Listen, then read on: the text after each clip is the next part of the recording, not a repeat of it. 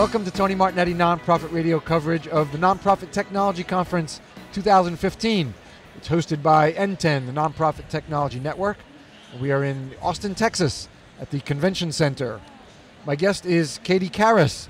She's Director of Online Communications for the Humane Society Legislative Fund. Katie, welcome. Thank you so much for having me. That's a pleasure. Thanks for taking time at a busy conference. Thank you. Your workshop topic is Content Strategy 101. What are nonprofits not doing so well or could do better at around their content strategy? Well, I bet everybody here has the intention to do much better. I think that everyone here probably is looking for something like content strategy, and it's just a matter of kind of getting their leaders and executives on board. Really what it does is it applies like intention and focus to all of your messaging. It's a basic plan, or the idea that your messages need a plan. A plan, a focus, a plan, yeah. A strategy. Yeah. That sounds like it starts with goals. Yeah, it starts with goals. It's just a good idea to start with making sure that you understand. Making sure that you understand what your business goals are, and discovering how your channel, usually is websites with content strategy, but it can be anything, social, email, whatever, making sure that those platforms have goals that are tied to your business goals. So you're avoiding this kind of like sprawl and all-overness of what happens with websites a lot of time. And the ad hoc, put this up, this needs to be up. Yeah, this has to go up like right now. Right. Like, and take care of it. That could come from a CEO or a board member. Yeah. Or someone else senior, and it becomes hard to say no. Exactly. And I think that a lot of people who are working on websites or other channels just kind of feel like they're in this quagmire, right? They're just like just drowning in content, and they don't have the tools to kind of push back or, carve out a better way. So what this says is like, we acknowledge that you're in this like situation where you're getting input from stakeholders who have all kinds of varying degrees of a definition of what the website is for, what this content is supposed to do.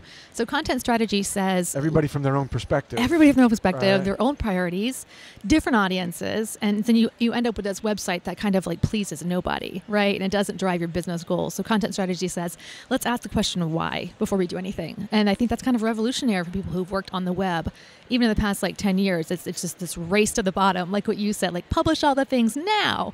And this says kind of slow down, let's have a plan. And it ends up like driving engagement, it improves your brand, it drives up conversions, everything. If you can kind of get the buy-in to take a beat and pursue this. Okay, where should we start our conversation? That was a that was an excellent overview. Thank you. Where should we get started? Well, you should get started by, finding some similarly minded colleagues, right? So talk to your team members about this current problem. Probably everybody is already talking about it. I'm sure they are, right? So talk to them about this new notion that people are pursuing. Get get kind of the buy-in from your colleagues, and then start reaching out to people who are, a little bit above you, who can be an ambassador for you to senior leadership. And work on getting that buy-in from those folks, and then you just start by and where you're basically telling them or trying to get them on board with, we need to be more strategic about this. Yeah. Here are our problems. Yes. And here's what our potential outcomes are. Yeah. If we can be a lot more sophisticated about. Yeah. Like here's why we're drowning, right? Yeah. Here's why we're drowning. Here's why our pages aren't really converting people. Here's why they're not performing to where we want them to go. And you can even like start with your business goal, and then you pursue an audit. We got a big hum. Okay, just went away. Okay, great. I don't know what that was. Oh, that was the speakers. The nonprofit radio sound system is exemplary. It's beyond question. So that came from the Austin Convention Center.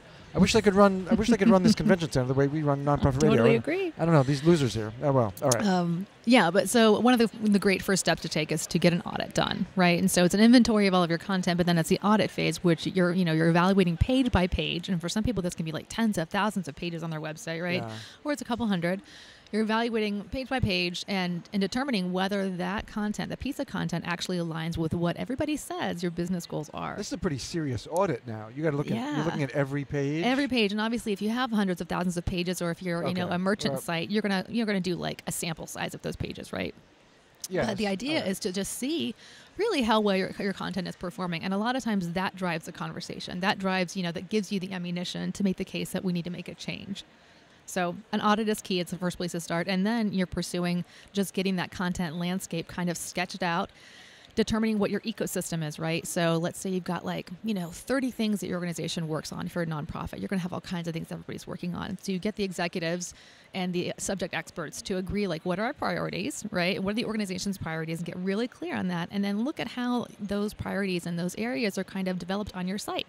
Do you have one thing that's this really, really weird offshoot thing, just someone's favorite thing, and then you have 40,000 pages on it? This should all be driven by the mission, though. Yeah, exactly. The priorities should be pretty clear and flow very smoothly, consistently from your mission statement. Yeah, but what you'll find, I think, with a lot of nonprofits, especially large ones, oh my gosh, there's competing goals, there's competing priorities, and competing interpretations of what that mission is all across the organization. Okay. Which leads to just a lot of strife and a lot of tension for folks who are right in the middle of that content production system, like the web editors. So yeah, the idea is to kind of sketch out what your content ecosystem should be. So if our priority right here is farm animal welfare, we should have the depth of that content on your site should reflect that. And it should also reflect what the current priorities are and the tone that you should be using, et cetera. But if you have something that's just really, really low priority, it doesn't make sense for that to have, take up 20% of the site. And you'll find that happens a lot of times. So. Okay. So we're trying to get some early stakeholders, some early allies engaged with us. Yeah. Who then starts to develop the content strategy? So, you may have someone who's a content strategist on your team. If so, lucky you. A lot of places don't, right? Let's assume not. Because our audience is small and mid-sized nonprofits. Yeah, exactly. So, I know. And I'm from a huge nonprofit, and we don't have anything like that. So usually this falls on the shoulders of, an editorial director of a website or, a director of any of the other online platforms. It's usually going to fall on them. And it doesn't have to be we're going to do all of this right now. It can be baby steps. It can be let's just take on one mini project and apply a content strategy to it. Run that through that screen and kind of demonstrate success that way to your stakeholders and say, look how well this worked. Look how we drove results this way by applying attention and focus to this. And then you can move on to larger things. But it always usually kind of just germinates from the web team. It may be someone else, depending on how your organization is structured. Maybe someone in development or design. Everybody has a part in this. But yeah, then it just gets down to getting the work done and turning your website or your platform into what you want it to be. Okay. That all sounds very simple, but there's got to be more to it, and we got plenty of time to spend together. So, where do we go now? What's next? So it starts with the audit, and you're looking into how your pages map to your goals and everything, and then you might start with a section of the website, maybe a section that you feel the stakeholders there are going to be easy to work with, and they're going to have excited about the process, and so you might start with that section. That makes a lot of sense. Yeah, but very good to make it explicit. Yeah. Right? You got some of those early allies. Totally. Maybe some of their content is the place to start. Yeah. And don't start with someone or a section of your organization who, it's been kind of contentious to work with them. And a lot of people talk about how content strategy is about therapy, right? It's all these relationships because content is so personal. There's so many people who are owning content across your organization, and to them, that page that they wrote on horse immunocontraception is their baby, right? And you're okay, well, this makes no sense to an audience. This makes no sense to a user. How are they going to do that? So a lot of this kind of, revision work or whatever is collaborative, and you're getting people on those teams who are contributing to content, and you're all coming to a consensus on what it should be based on what we've all agreed are the goals, and we've all agreed on the audience, how can we change it? And sometimes you get them involved in writing new stuff. It all depends on kind of the scope of your organization and how involved everybody wants to be, but it should be a collaborative process. And it could be taking 5 pages that you took out from the audit and saying okay, well, these pages, are they really working for us? And so you get them involved in that early stages so they can kind of see and don't feel like they're being put upon, right? A lot of this is relationship management. And so, you may take 5 pages and 2 of them make the cut on the new site, but you've all worked on that together. 3 of them you decide to retire, or, you can, contingency plan it, right? Have a couple improvements on it, then you can post it. But the whole thing should be collaborative, so you have everybody going on the same page from beginning to end. So we should be thinking also about our audiences. That's right. Who's consuming this content. Right. And so that's one of the first things you develop as you're, working on your goal. You're also thinking about your audience. And so anybody who's working in a content strategy capacity in an organization should be talking a lot to all the stakeholders throughout the organization who are touching that content, right? So my job would be to go to that horse immunocontraception page owner and be why is this important to you? Tell me how you use this in your work. Who do you really, really want to see this? And what do you want them to do with it? And you'll get a lot of really, really good information out of that. And it sometimes turns out to be less contentious than you may have thought it was, right? You'll discover that, like, oh, actually their work requires something different, and now I can pitch something different to them that's more useful than, like, this page on our website that I've seen has gotten like 20 views in the past year. Yeah. And so it's just a lot of talking, relationship management. And then once you've got kind of, I guess, that section worked on, or even the whole site, then you just move on to a governance situation. And actually, I see Brett coming right here. Maybe he wants to speak on governance. Oh, governance is actually Brett's section, right? All yeah. right. Brett, you better hurry up, man. Come on, get in here. Brett, please get in here quickly, because we just transitioned to your section. Take your lanyard off, please. Brett came in late, but we can accommodate him. And actually, we were just getting to the section on governance. Governance. So please put on your headset, because you'll hear a lot better and filter out background noise. And Wes is going to bring you into the picture. We got everybody, Wes? All right, outstanding. Welcome. Thank you. Okay, you, this is Brett Meyer, content strategist for ThinkShout. Yes, Welcome. indeed. Welcome to Thank you. Nonprofit Radio. Thank you. Come a little closer to the microphone, please. You should be within an inch. All right, excellent. Katie was doing an excellent job. Hopefully, you were going to join us, but we would have gone ahead without you. So I don't want you to think that you were indispensable. Great. But you did show up at the exact right time. It was very good timing. If you're going to be late, it was perfect. Great. Governance around our content strategy. What does that even mean, the governance of it? Governance is the plan for the plan. There are a lot of nonprofits these days who are under the impression that they need to create as much content as possible, which is kind of the opposite of having a strategy. So governance helps you plan who is responsible for what. So you're going to have probably a team of writers. Is that team of writers going to be able to publish content directly to the website themselves, or is it going to go through a review process? The whole thing around governance is making sure that people understand what their roles are and setting up the map for how content is going to move from creation through publication to the public. Okay, and as we are, these are written. This is a written plan. This governance plan. Ideally, it is going to be written down. Usually, it is more of a word of mouth thing, and people just have a general idea of what their roles are. We always advise that there is that kind of written plan or map of how things work, because people leave and new people come in, and if you don't have that documentation for how things are supposed to work, it takes them a long time to get back up to speed. All right. Let's go into a little more detail, because we got some time left together. Right. What elements do you like to see in the governance plan? Let's take the ideal where it is written. Yes. We try to make sure that things aren't just happening in the communications department, because everybody's going to have some sort of content that they want to get on the website. Yes, and indeed we talked about getting the early buy-in. Great. Yep. So yeah, it's kind of along the lines of a cross-functional team. You have to identify who the best writers are, or the people who are going to create content that's going to have meaning for the users who are coming to the website, and just generally making sure that they understand what their roles are, who is going to be creating the content, who's going to be editing the content. If you have that kind of evergreen content, the stuff that is going to be kind of a permanent fixture of the website, how often are you going to go back and take a look at that content again to make sure that it is meeting the needs of the organization? Is it performing as well as it should be? So part of the governance is also understanding what the metrics for success are. And the metrics for success are going to be a lot different for the about the organization information than it would be for, say, the blog, or if they're doing events. An event is a very time-boxed thing. It's going to have a ramp-up. They're going to be pushing a lot of content or information around the event. But as soon as the event is passed, it usually doesn't have a lot of utility. As opposed to maybe some of the About Us content, you want to get across what the goals of the organization is, what the organization does. You want people to really understand what this nonprofit is trying to accomplish. It's very important content, so they need to keep coming back and making sure that it's working. Writing down the goals means that they have something to measure against, and they're not just creating content in the dark. Katie, I see you doing a lot of nodding. I bet there's things you'd like to add. I mean, the only thing I would add to that, as I'm sure Brett knows, like this really addresses the idea that content is like a living, breathing thing, right? The website is this living, breathing thing. It's very different than an email that you send out to your list. You know, it's up there all the time. And so what Brett's talking about is so critical to know that it's not enough just when you hit publish, It's not like a print magazine. It's not like an email you just send out, not even like a blog, so that's just the beginning when you hit publish. And so this governance is so critical to making sure your content is still performing, a year from now, or that you remember that it's up. I think a lot of times you have a huge website, people are like, oh, that page. Yeah. And it happens to people who are like really deeply invested in it as well. It's just, you have a huge website. It's gonna take over if you don't govern it. Let's spend a good amount of time talking about the measurement and the success metrics. Brett, go ahead. That's your area. Excellent. Yes.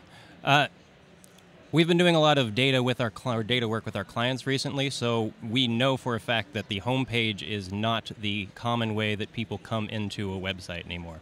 They're using Google. They're coming in deep into the site through social media or through what's called dark social, the people chatting each other links on stuff that can't really be tracked. So you have to understand that any page of your website might be creating that first impression for folks, but the goals of the various types of content that you might have on your website are going to be different. So when we do work with clients, we try to help them understand that an event page, a page that somebody might Google for Amplify Austin, for example, we don't know exactly what page they're going to come into at first, but as the data starts to come in, you can see where they're entering the site, and you can come up with the metrics that are going to let you know whether or not that page is successful. So if you're coming into an event page with a registration, you want them to get the information about the event very quickly and decide whether or not they want to attend.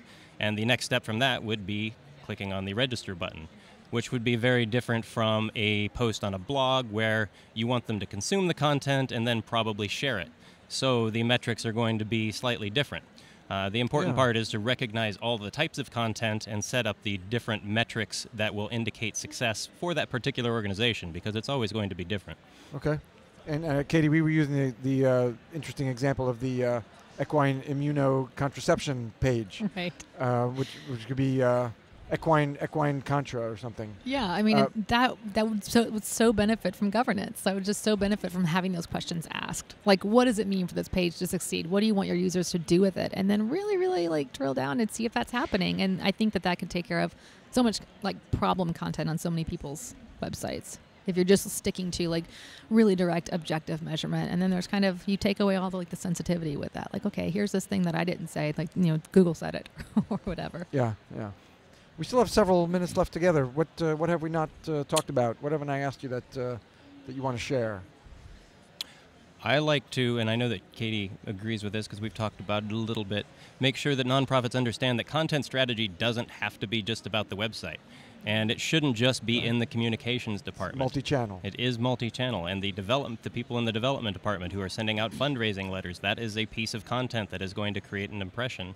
And if any one of these things is a little bit off message, I mean, we don't want to get too far into the whole branding part, but if anything's too far off message or strikes a wrong note with the supporters, you're probably going to lose them, at least in the short term. I'm so glad you brought that up, because exactly, whenever I've talked about content strategy, a lot of people think like, oh, that's just for websites, and even this idea that content is only on a website. And it's just like, no, like a tweet is content. Any, a period on a certain page that's all content. That's why I get so excited about this topic, because I really feel like it has, the ability to bring everything together, and it can get kind of as big as you want it to be.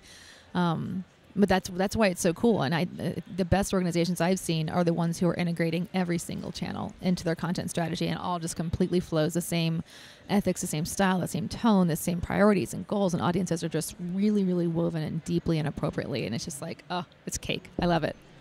Brett, Katie and I, as I mentioned, talked about getting some allies early on, and then maybe developing a mini project around some of their content. Mm-hmm. Do you have any other ideas you want to add about trying to get this team buy-in, whether it's in the early stage or in the later stages? Maybe some departments are not as willing as others.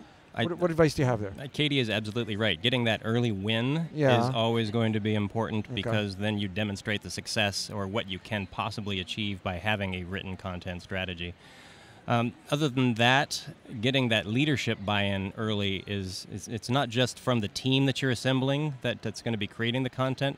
Leadership really has to support this and understand the value. They already understand the value, because we've been talking about branding at the Nonprofit Technology Conference for a long time. There's a lot of companies who've been helping nonprofits develop this brand.